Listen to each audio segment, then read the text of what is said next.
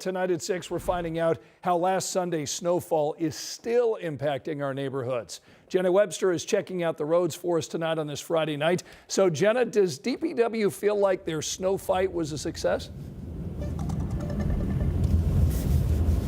You know they do, but they also acknowledge that not everyone is going to agree with that, and they do say there is some more work to be done. So I want to give you a live look outside from our drive camera at kind of where we are right now. We're on Park Avenue near 13th Street, and you can see we're bumping around a little bit, but you can see for the most part you can drive on these roads. It's a little bit dicier when you get to the intersections, when you get into these turn lanes.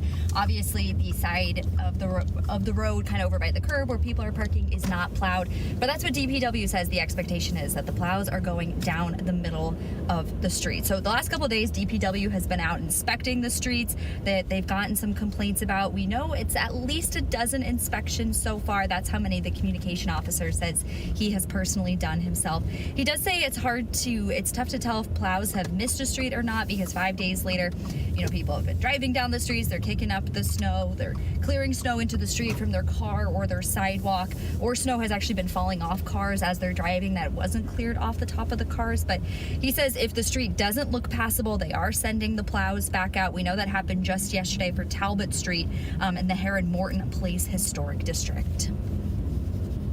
I think that's going to be, you know, something that's personal for every particular person. I mean, obviously, if you live right along a thoroughfare, you're going to have a different perspective on how it's gone versus someone who maybe lives maybe in the farther extents of the county. But there's always going to be stuff for us to improve upon.